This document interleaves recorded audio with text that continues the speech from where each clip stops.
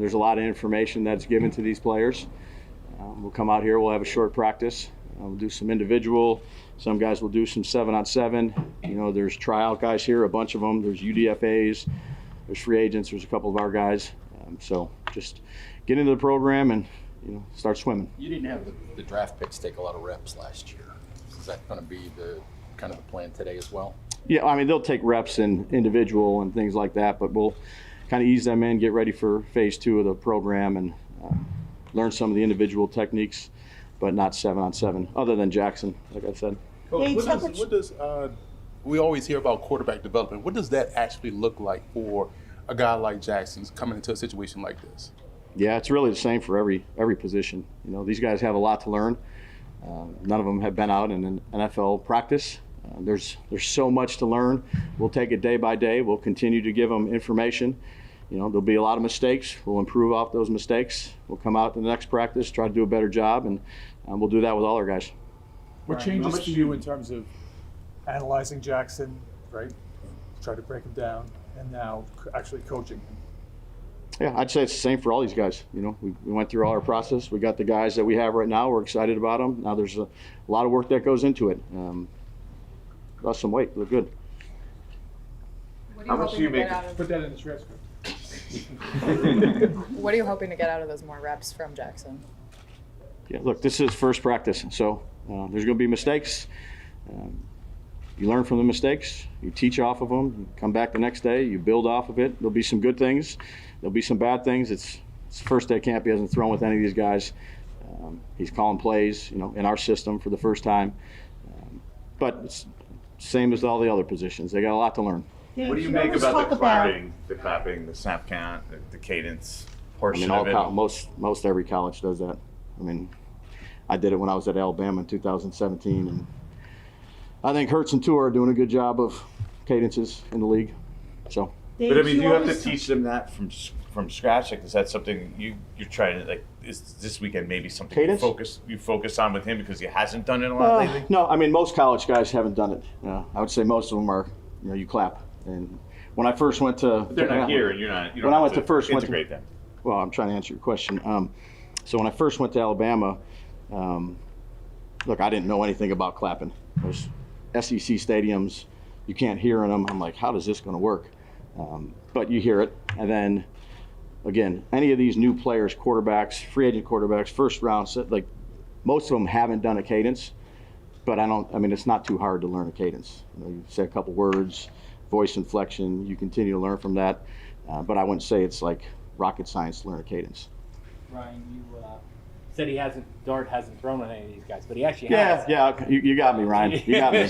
Well, I was just going to ask Juice Way to be on top of your game. Thank you. Okay. But I was just going to ask Juice Wells being here and Reese McIntyre as a tryout. Yeah. How much of that is to help Jaxson be familiar with, hey, you've thrown to this guy and you've snapped with this guy before? Well, we thought Wellsy was good. You know, George McDonald, receiver coach down there, that had worked with me at Cleveland. You know, I had a lot of good conversations with him throughout the process. He's a good player. That's why he's here. But it's always helpful when you have, you know, a quarterback have some familiarity with some of the guys that he's played with. Dave, how much you talk about Center, how yeah.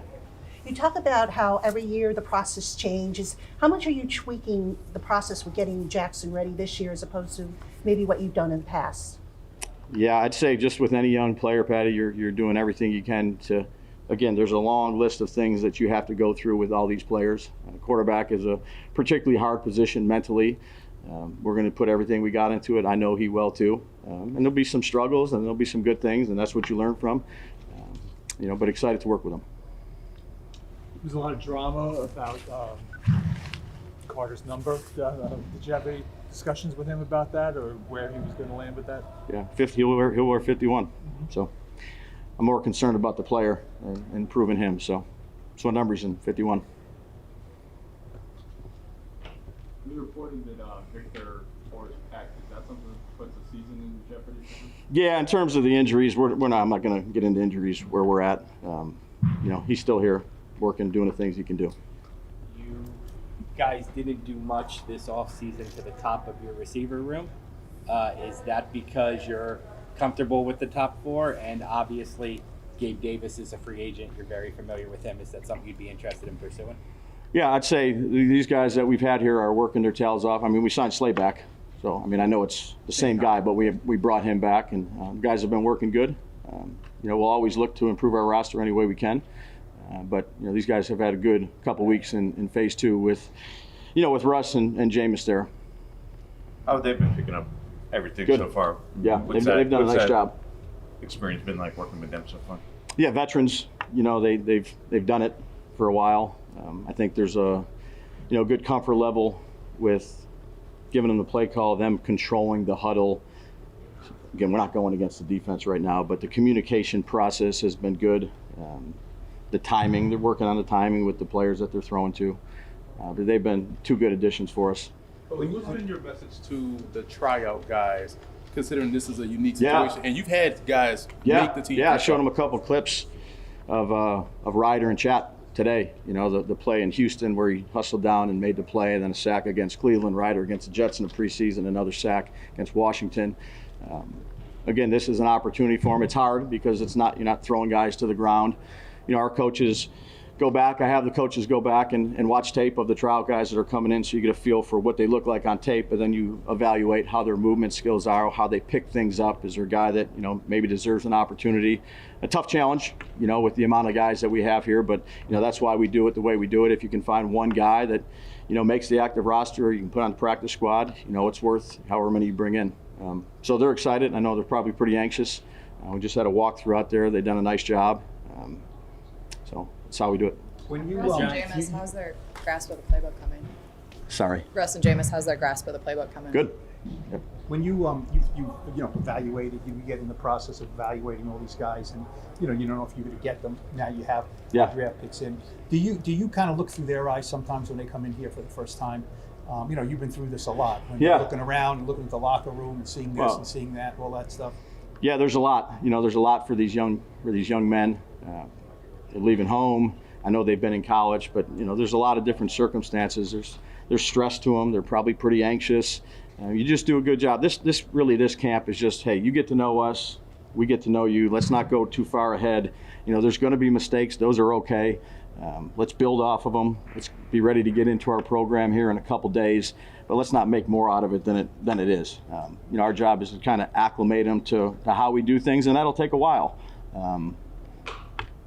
But I like the guys we got. Since you're using mostly the tryouts guys and 7-on-7s, is it just really conceptually and not really using your stuff as far as what they're running? Yeah, I'd say it's pretty basic. There's a few little things in here, but you also do things to see if they can pick it up quick, if they can adjust, who can do that, who can't do that. It's an evaluation part of it too, but are we 10 for 12? Like, I'm not really. It's the first day or even the next day. We're just, again, it's such an introductory part of it. But there's some reasons why we do some things for evaluation purposes. But even if Jaxson is out there in some of the 7-on-7, he's not necessarily running your playbook and you're not testing his knowledge. No, he's running our playbook. We're putting some plays in, I would say. Just to go back, some of it is cadence that he hasn't done. We're not going to use the clap today. We're going to use cadence. So this is the first time he'll be out there in our, doing our stuff. And there's a reason to try to get him in there and just kind of get adjusted to, hearing the play call from the walkie-talkie, getting in there, calling the play, not just running no huddle, using the cadence. That's why we're doing it. When you do mix him and integrate Jaxson with the veterans after this week, is your goal to just have him sit back and watch, or do you want him to get on the field and actually get a lot of reps, throughout the spring? I'm talking about. Yeah, I mean, we'll take care of rookie camp here. We'll have a plan for him once we get to spring. There's a lot of questions here on cadence, but when it comes to Jaxson, you got one onto it? Yeah. Okay, here we go. Yeah. When it comes to Jaxson figuring out his specific one and what he likes, how much freedom will he have? How much info? Your guys like Andrew Luck or Rodgers, like they took a lot of pride in what they were able to come up with their cadence. Yeah, it's a weapon for a quarterback. Fortunately, we have Russ, who's done it for a long time, and Jameis, and you try to let the younger guys, even like Davids, hear those guys, and you try to make it as similar as you can, because now they're in with different linemen. You don't want one cadence to sound like something. So those quarterbacks do a good job in the room of trying to get it to sound like the guy that's running it. So, Russ is running it. He's got a certain style of cadence. We kind of work off him. We'll say it together. Hey, you're a little bit off on this rhythm. So he'll have, he'll be in there with those older guys and, learn how to do it. But, he did walk through, again, I wouldn't say it's rocket science to give a cadence. There is an art to it, and the really, really good ones are exceptional at it. So we'll work with him on it. Coach, with Abdul, are you Yeah. you talked a lot about his versatility when you drafted him. Are you gonna move him around right away, or are you gonna let him start in one place and get comfortable and go from there? Yeah, I mean, right now it's so early right now. He's just learning the beginning stages of playbook. We'll do whatever we think is best for the team. He's an edge rush. He's in the outside linebackers room now. Yes. Yep. The Giants released their behind-the-scenes video of draft night tonight. We saw how anxious Joe was around pick 18 about getting Jaxson Dart. Can you tell us what your emotions were as you were waiting to see if you would be able to make that trade? Were you nervous? Were you anxious? Like, I want my guy? No, I think, look, Joe does a great job with that. He's, there's a lot of people in that room working phone calls. A lot of things can happen. There's been a lot of things that happened in my, years in the league. And, Joe had a good feel for things, like I said, the day after it or the day of. Different things can happen in the draft, but I thought Joe did a really good job.